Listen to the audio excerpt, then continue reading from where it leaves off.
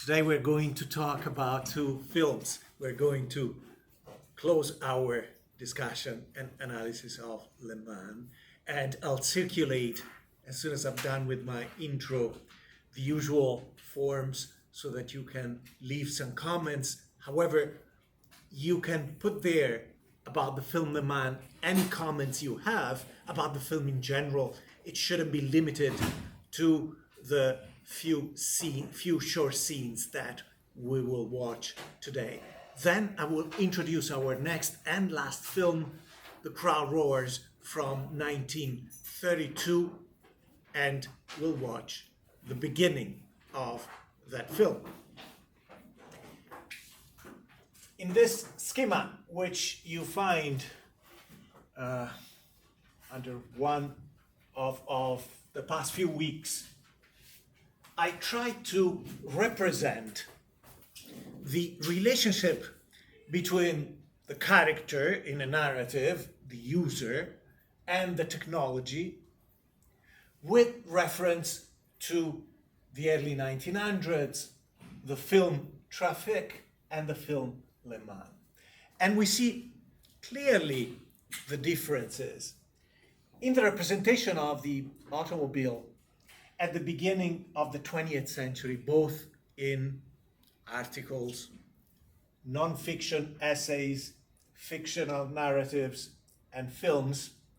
You get the idea that the introduction of this new technology represents an opportunity for the expansion of human existence, the human identity, the functionality of individuals, right? So this is my representation of that idea, where you find H for human, and the circle expands because the machine provides an opportunity to expand the functions, the skills, anything that pertains the user is enhanced within the interaction with the automobile. And I put an arrow that goes both ways because, as we discussed many times, during this period, the common perception is that humans acquire some of the dimensions of the machine. Humans are machinized in a way, and machines are humanized. Okay? So both gain from the interaction. By the time we get to Trafic, which is a satirical representation of the use of the automobile, a grotesque, paradoxical view of the interaction between humans and machines, the main theme is not expansion anymore, it is alienation. And alienation represents a form of loss. Alienation was, of course, part of the intellectual discussion during the 1950s and 60s through the 1970s, especially in reference to the work environment and the experience of being employed in general. But in reference to the machines, the idea is that the interaction between humans and machines happen over a limited area in such a way that humans lose something. A lot of human nature, a lot of the human experience is lost in this small space where machines and humans overlap when they operate together. But even machines have something to lose. They lose their efficiency. So humans inside a machine lose their humanity, and in fact they're represented as fish in a bowl, right? Devoid of any emotional life, unable to interact with others. And machines lose their efficiency because they're not able to provide the experience of mobility that was supposed to be their main feature. What happens when we get to Le Mans, which came out during the same year, 1971, as Trafic? At this point, my way of representing the relationship between human and machines is two halves of the same circle, but detached.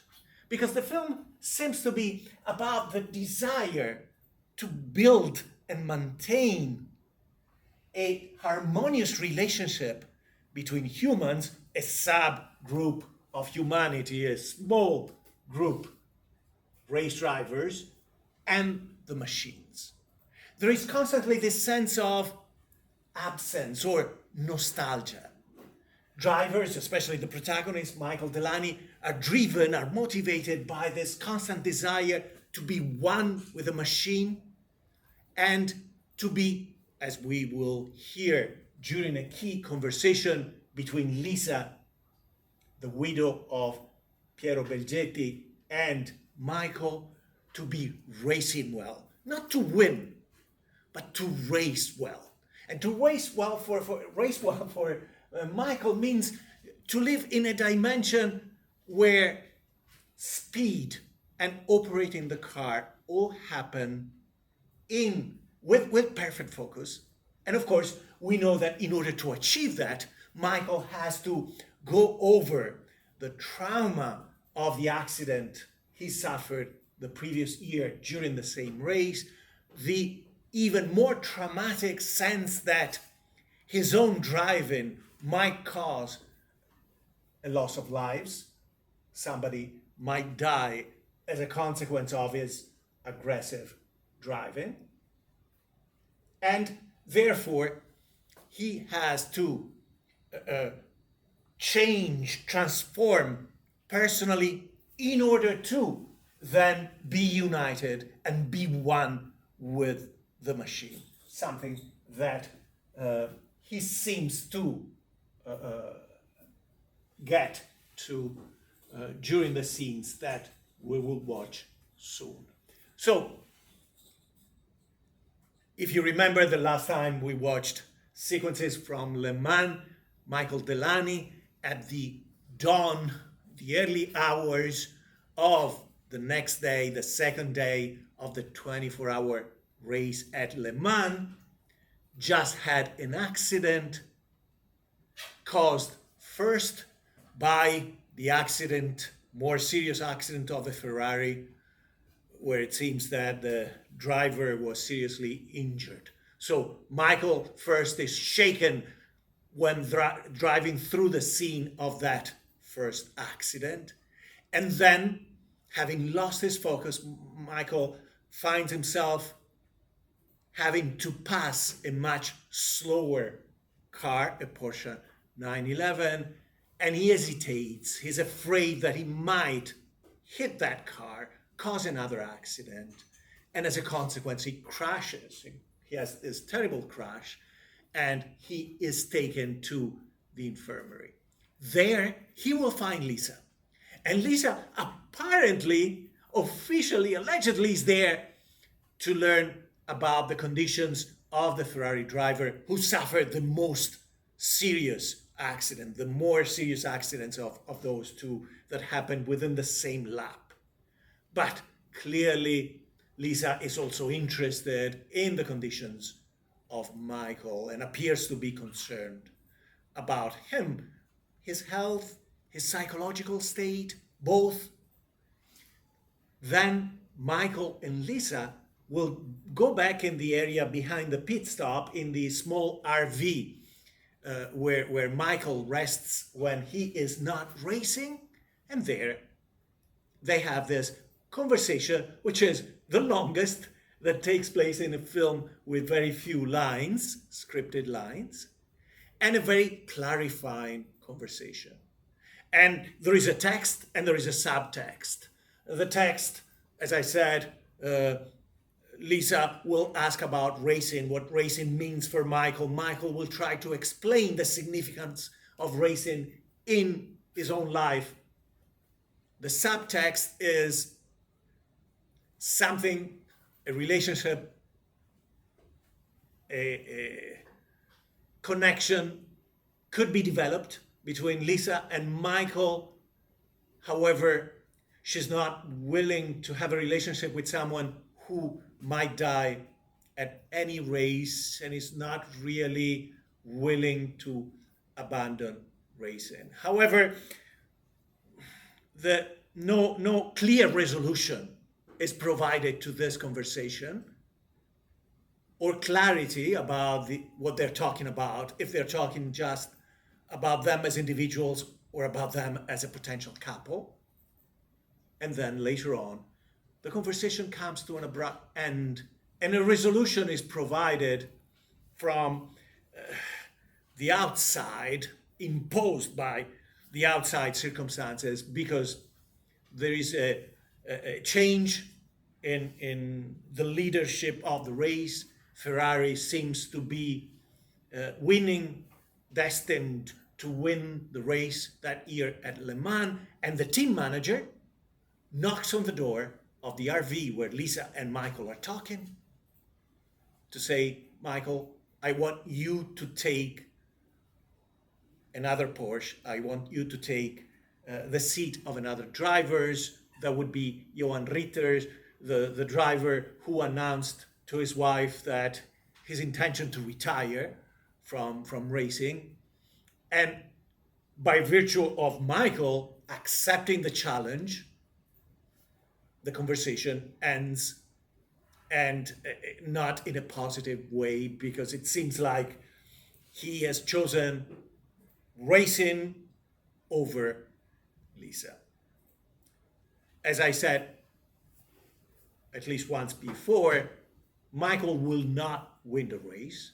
However, his contribution will be crucial, because thanks to his own full force, aggressive driving, he will be able to stop Ferrari from regaining the leadership of the race after the one Ferrari that was in the lead has a mechanical problem. Therefore, he wins the race for the team, but he's not the winner. He's not celebrated. And at the very end, we will see, because this, as we said, is a very visual film, we will see just characters looking at each other. Michael looking at his arch rival, Stoller, that he was able to block, driving not only fast but also aggressively without causing an accident, though, comfortable with that condition. And Michael and Lisa will also look at each other. She doesn't move from the position where she is. They're surrounded by a crowd. Michael walks towards her. They're trying to communicate with their eyes, but it's not clear whether they'll be together. At some point, Michael himself stops, and that's where the movie ends. And it's up to you as the viewer to imagine or guess whether they will in fact become a couple or just live separate existences. Let me say a few things about the next film, and then we can watch a few scenes. There is a whole separate page about the crowd roars, where I took screenshots and images of the film to talk about it. The crowd roars, the title, is indicative of one of the themes. The main theme of the film is people, in 1932, go see the races looking for the excitement of some big accident where drivers will be injured or even die. So there is this sense that races are like the gladiatorial games of the past, that people enjoy the suffering by the racers. Okay, so there is some irony. Drivers put so much effort into racing and winning, and exactly when they fail, they're abandoned by their supporters, by their fans, who will react to those accidents with a sense of intensity that is not exactly a form of compassion or empathy. The film was done by great director Howard Hawks, who was directing a lot of the important films from this era. For example, he did the first version of Scarface. He did a lot of films in the 1930s, 40s, up until the end of the 1960s. He retired in 1970 or 71 and died a few years later. Interestingly, he's probably the only director to have shot two movies about racing, one in 1932 and another in 1965, so 33 years later, although the second one is not as good as this one. Clearly, racing was one of his own passions. James Cagney was a big star from the period. He did another famous gangster movie that came out in 1931, which was Public Enemy #1. Did a lot of great movies in the 1930s and 40s, got an Oscar in the early 1940s. By the 1950s, he worked less. The other great actors in this cast were Anne Dvorak. I had to pause because, of course, this is her name as an artist. She picked this pseudonym and then she told the journalist how it should be pronounced. And according to her, it should be pronounced Dvorak.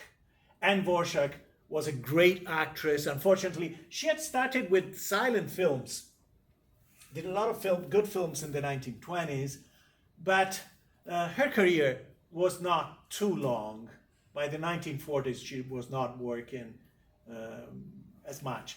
Joan Blondell, not as great as Anne, but did a lot of films, including some films with Howard Hawks. And of course, you can click and look at their bios if you're interested.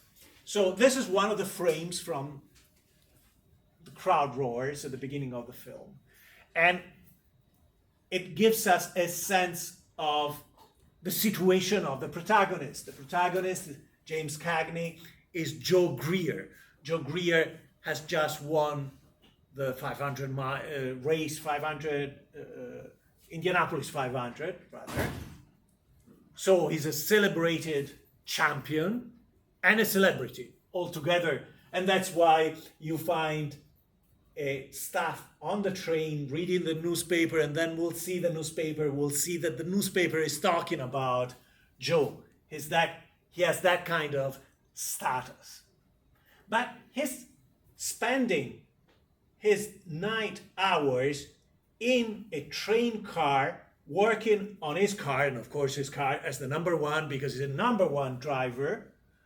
And working on that, you have an extra who's just a mechanic, and his alleged friend and co-driver, Spud Connors. But notice that Spud is doing the work on his friend's car. It's an asymmetrical friendship. Spud is given to this friendship more than Joe is.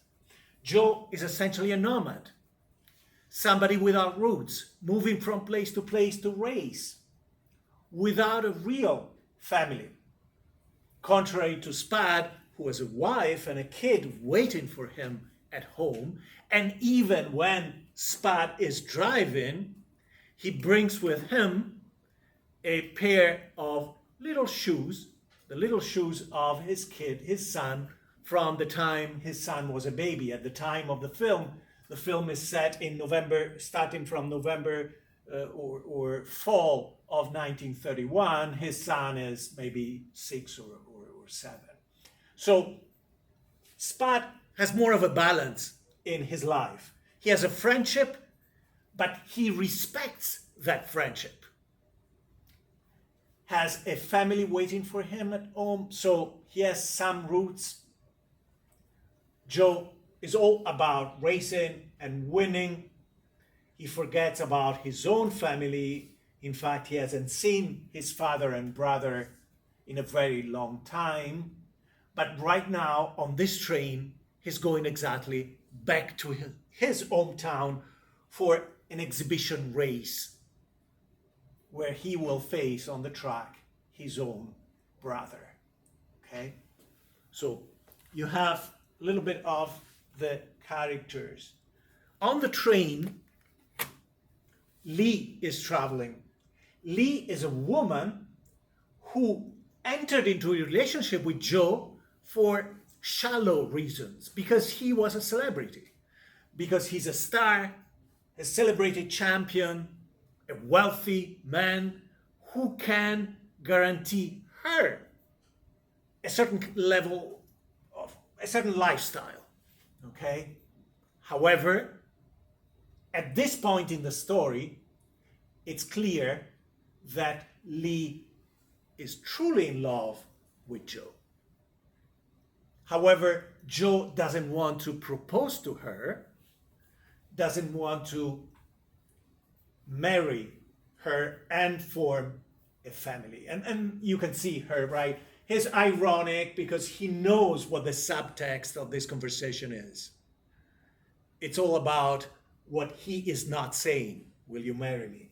She's sad for that. He's ironic because he wants to bring some levity to a conversation that could be more dramatic. And to confirm that he's not taking the relationship seriously, he will not invite Lee to get off the train and meet his family in his hometown. And she, of course, feels that this means that their relationship is not authentic. She will continue, go back to Los Angeles, where she has an apartment, a posh apartment, in the same building where he also has an apartment. They live in separate apartments. It's 1931, even though this film is pre-code. There is a certain standard of morality. For example, on the train, they're not sleeping in the same cabins. They have separate cabins. She's there because she's packing the suitcase for him, who's about to step off the train to meet his family. She will have to continue to Los Angeles, where she will be waiting for him. So everything that Joe has going for him is racing. Racing at high speeds, taking risks, but he's not grounded physically in one place, doesn't have a family, not connected to his own original family, doesn't have a family or doesn't want to form a family with Lee, and therefore, with no balance, there is an emptiness in him that motivates him to drink. He's not drinking because he's afraid of dying. That's important to know. He's not drinking to overcome the tension created by the risks that he's taking while driving. He's drinking because there is something missing in his life.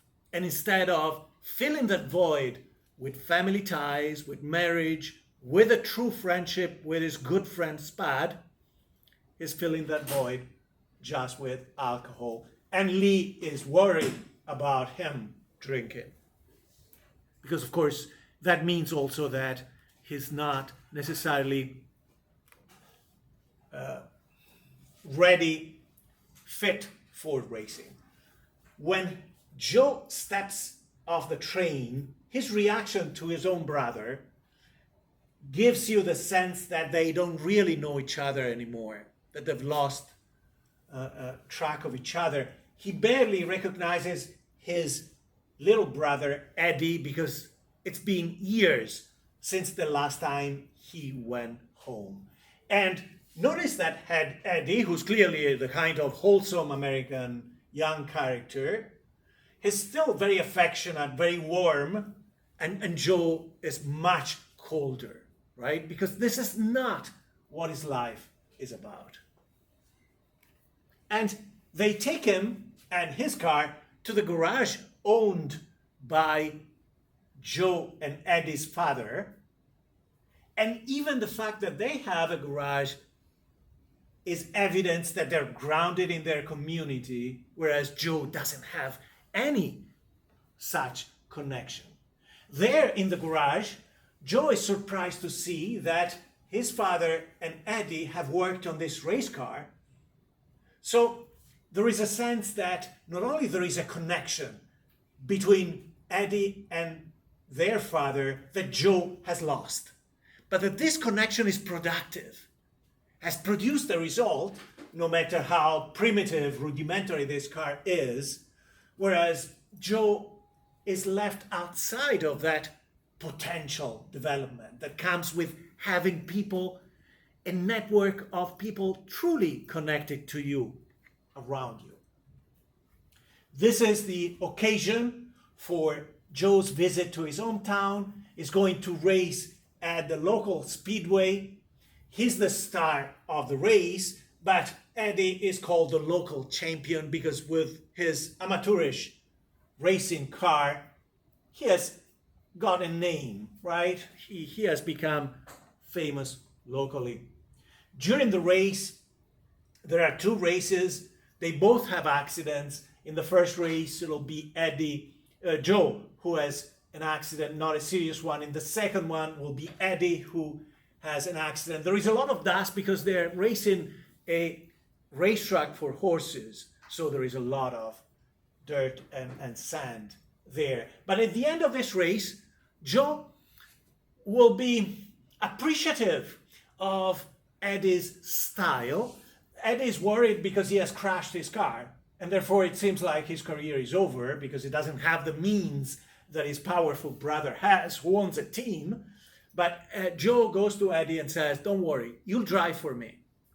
And he takes him out of his hometown, therefore takes on the responsibility of his brother, right? His brother has now left the house, left the home and his father, but Joe will not really be a true mentor or older brother / father figure for Eddie because it doesn't have the moral values. And this film is very much about moral values more than racing.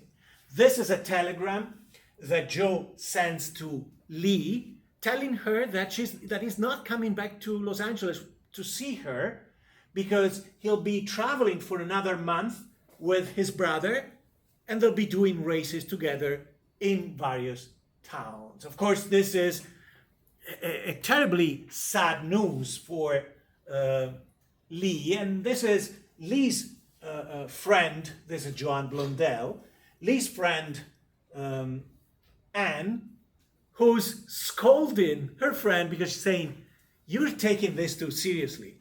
Because he's away, you should be going out, having fun, possibly seeing other men, because he doesn't care about you, and yet you're here sulking because you're in love with him, but it's again an asymmetrical relationship.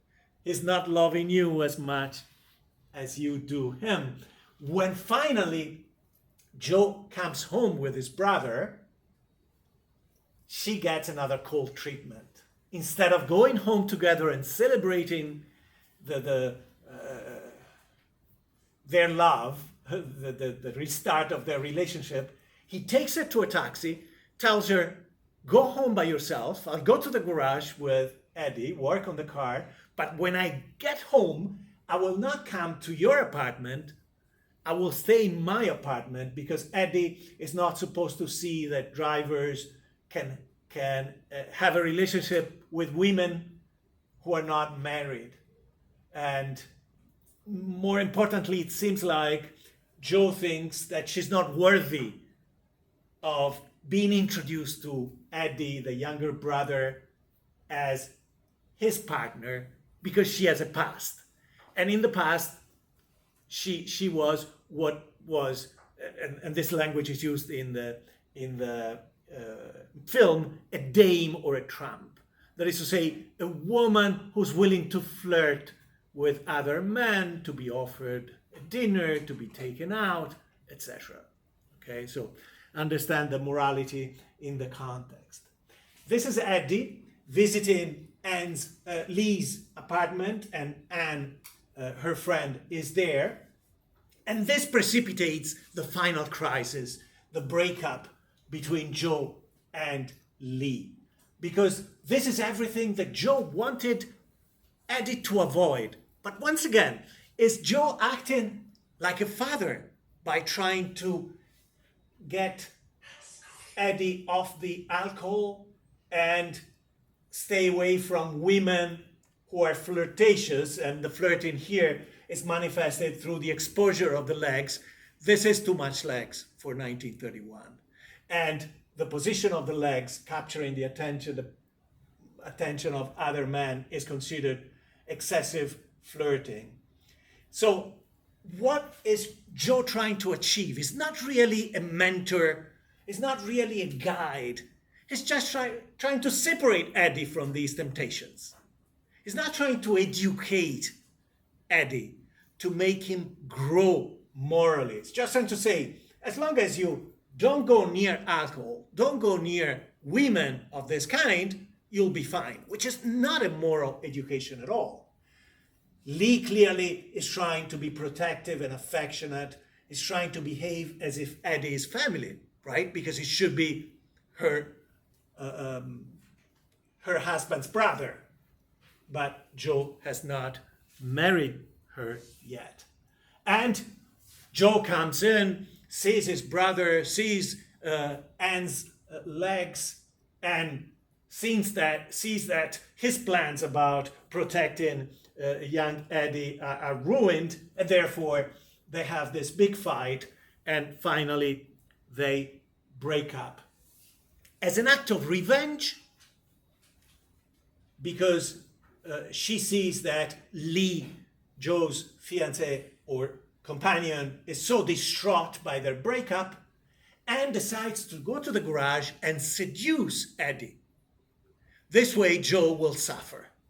And this is her attempt at seducing Eddie, again, showing what was supposed to be a lot of legs in 1931 under the car. And this is Eddie working on the car, and all of a sudden realizes, oh my God, there is a woman here, and therefore his attention is diverted, and they will begin to have a relationship. So let's see some of these scenes in the film, and then we'll watch more next week.